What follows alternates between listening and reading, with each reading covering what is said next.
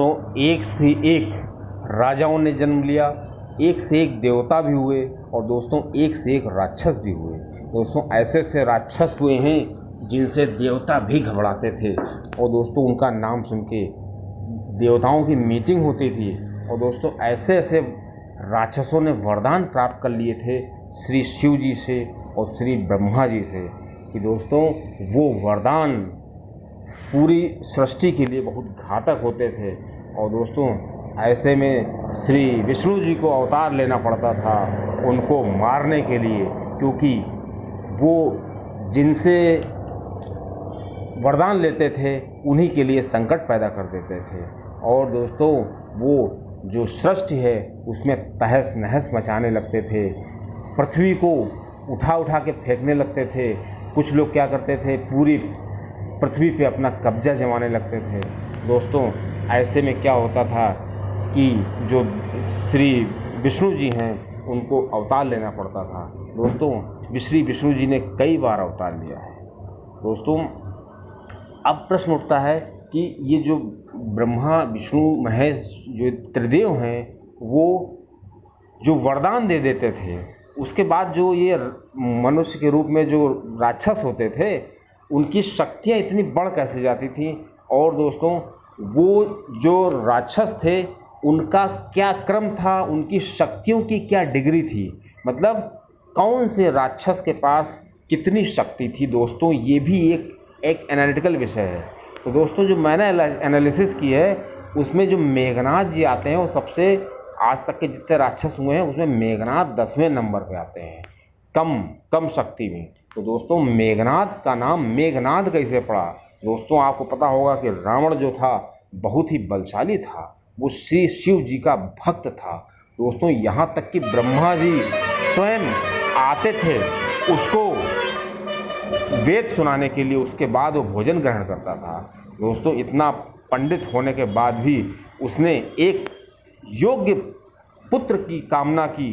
तो दोस्तों उसको एक योग्य पुत्र हुआ जो काफ़ी महत्वाकांक्षी था, देखने में काफ़ी सुंदर था और उसका नाम मेघनाथ रखा गया। अब दोस्तों मेघनाथ का नाम मेघनाथ ऐसे हुआ कि जिस समय उसकी जन्म हुआ था उसी समय वो उस तरह से रो रहा था जैसे मेघ, जैसे बादल जो है गरजते हैं उस तरह से उसकी गर्जना थी। तो दोस्तों इसी से उसका नाम मेघनाथ पड़ गया। दोस्तों श्री शिव जी का वो बहुत बड़ा भक्त था। सबसे पहले उसने बहुत तपस्या की और श्री शिव जी से तामसी माया का वरदान प्राप्त किया। दोस्तों ये ऐसी माया थी कि वो अपनी सेना के साथ लुप्त हो जाता था, मतलब सामने जो उसके दुश्मन होते थे वो उनको दिखाई नहीं देता था, वो उनको देख लेता था लेकिन वो उसको नहीं देख पाते थे। दोस्तों इसी विद्या की वजह से जब वो अदृश्य हो गया था रामायण के युद्ध में, जब श्री राम और लक्ष्मण जी सामने थे, तो दोस्तों उसने नागपाश से श्री मेघनाथ ने श्री राम और लक्ष्मण को बांध दिया था।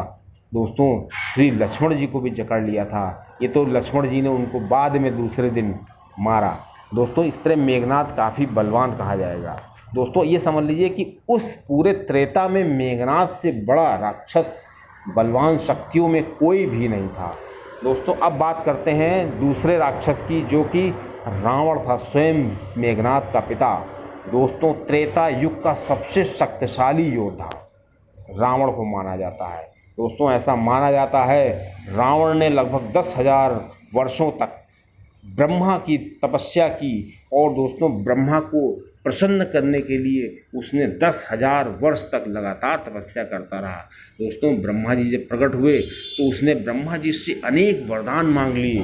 दोस्तों तीनों लोक का देवता बन गया वो। और दोस्तों धीरे धीरे जो गंधर्व राक्षस और जो पृथ्वी पर नाग आदि थे वो सब उससे बहुत डरने लगे और दोस्तों वो सभी का राजा बन गया और उसका अत्याचार इतना बढ़ गया कि लोग त्राहि त्राहि करने लगे। दोस्तों ऐसा होता है कि जब कोई शक्ति अर्जित कर लेता है तो अनायास ही वो अत्याचार होने लगते हैं। उस व्यवस्था में अनाचार ही सब कुछ अव्यवस्था फैल जाती है। दोस्तों तो रावण ने जब श्री सीता जी का अपहरण कर लिया दोस्तों, तो चूँकि ये विधि को मंजूर था कि रावण की मृत्यु तो होनी थी, लेकिन उसको मारना इतना आसान नहीं था, उसकी नाभि में अमृत था। तो दोस्तों उसको मारने के लिए श्री विष्णु जी को रामावतार लेना पड़ा और दोस्तों इतनी बड़ी लीला करनी पड़ी, इतना राजपाट छोड़ करके उनको वन जंगल में भटकना पड़ा। फिर उसने सीता जी का अपहरण किया। उसके बाद रावण को श्री राम के द्वारा मारा गया। और दोस्तों वो इतना विद्वान था कि उसने मरते समय भी लक्ष्मण जी को काफ़ी ज्ञान की बातें बताई।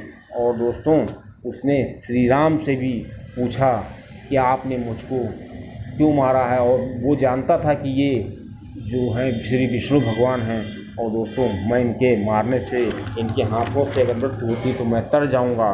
दोस्तों इस सूची में जो तीसरा सबसे बड़ा राक्षस था वो था हिरण्याक्ष। दोस्तों इसकी तूती बोलती थी। वो दोस्तों इतना बड़ा राक्षस था, इतनी शक्तियाँ उसने अर्जित कर ली थी कि वो तीनों लोकों पे अपना राज्य कर चाहता था। और दोस्तों तीनों लोगों पे अपनी